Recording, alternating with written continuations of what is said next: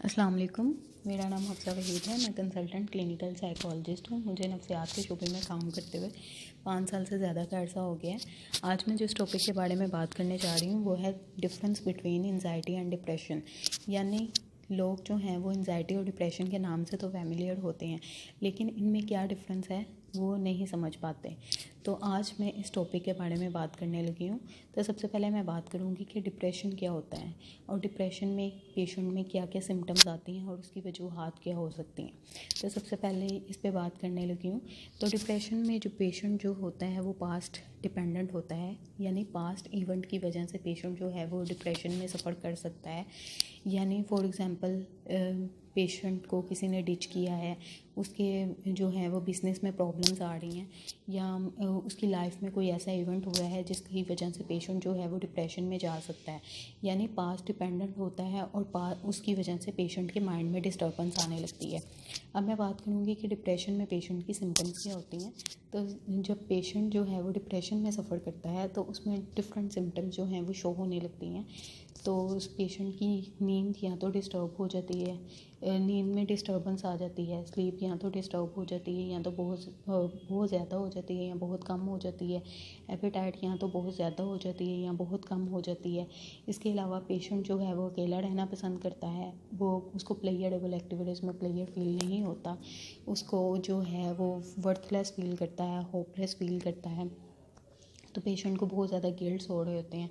इसके अलावा पेशेंट जो है वो समटाइम्स पेशेंट को सुसाइडल थॉट्स भी आने लगते हैं और वो सेल्फ़ हार्म करने की कोशिश भी करता है या उसने पास्ट में कहीं सेल्फ़ हार्म किया होता है। तो ये जो सिम्टम्स होती हैं ये डिप्रेशन की तरफ पेशेंट को लेके जाती हैं।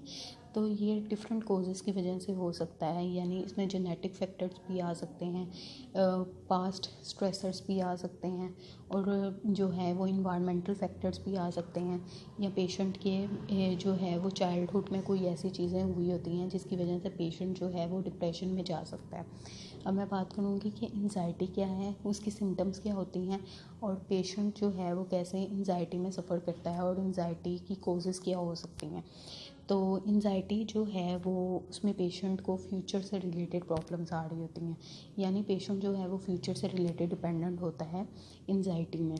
यानी पेशेंट के एंजाइटी में पेशेंट के 3 एरियाज़ में प्रॉब्लम आती हैं, उसके थॉट्स में प्रॉब्लम आती हैं, उसको जो है उसके बिहेवियरल प्रॉब्लम्स आते हैं, यानी बिहेवियरल इश्यूज़ आ रहे होते हैं। इसके अलावा एक जो है वो बॉडीली सिम्टम्स शो हो रहे होते हैं। तो पेशेंट में एंजाइटी में जो पेशेंट है वो है फ्यूचर से रिलेटेड डिपेंडेंट होता है, यानी उसको फ्यूचर से रिलेटेड बहुत ज़्यादा थॉट्स आ रही होती हैं। वो फ्यूचर से रिलेटेड अपने माइंड में डिफरेंट तरह के हाइपोथेसिस बना लेता है जो कि बहुत ज़्यादा बढ़ते जाते हैं। जैसे जैसे वक्त गुजरता जाता है उनमें इजाफा होता जाता है। तो अब मैं बात करूँगी कि सिम्टम्स क्या होती हैं जिसमें पेशेंट जो है वो एंजाइटी में सफ़र कर रहा होता है। तो इसमें पेशेंट की एपेटाइट जो है वो डिस्टर्ब हो जाती है और उसके जो है वो पेशेंट की जो है हार्ट बीट बहुत ज़्यादा इंक्रीज़ हो जाती है, स्वेटिंग हो जाती है, नोज़िया वोमिटिंग वाली फीलिंग्स आ रही होती हैं। इसके अलावा पेशेंट जो है वो फोबियाज़ में सफ़र करता है, उसके डिफरेंट तरह के फोबियाज़ होते हैं, फियर्स होते हैं। तो बॉडीली सिम्टम्स शो हो रही होती हैं एंजाइटी में। तो ये जो है वो एंजाइटी की सिम्टम्स हैं, यानी एंजाइटी का पेशेंट जो है वो फ्यूचर डिपेंडेंट होता है और उसकी बॉडीली सिम्टम्स शो हो रही होती हैं। अब मैं बात करूँगी कि कोजेज़ क्या हो सकती हैं जिसमें पेशेंट जो है वो एंजाइटी में सफ़र करता है। तो एंजाइटी में जब पेशेंट सफ़र करता है तो वो डिफरेंट कोजेज़ इसकी हो सकती हैं, जिसमें जेनेटिक फैक्टर्स आ सकते हैं, इन्वायरमेंटल फैक्टर्स आ सकते हैं और इसके अलावा चाइल्डहुड हिस्ट्री आ सकती है, यानी बचपन में कुछ उसके साथ ऐसा इवेंट हुआ था जिसकी वजह से पेशेंट जो है वो एंजाइटी में सफ़र कर रहा है। अब मैं आपको बताऊंगी कि एंजाइटी और डिप्रेशन जो है वो इनका इलाज कैसे मुमकिन है। एंजाइटी और डिप्रेशन का इलाज जो है वो मेडिसिन के थ्रू भी होता है और इसके अलावा डिफरेंट साइकोथेरेपी के थ्रू भी होता है। साइकोथेरेपी में दोनों ही तरीके जो हैं वो बहुत ज़्यादा इफेक्टिव हैं और इन दोनों को साथ साथ लेके चलना पड़ता है। तो इन दोनों से 50% इफेक्ट आता है। तो साइकोथेरेपी में हम जो मेन थेरेपी इस्तेमाल करते हैं वो है सीबीटी।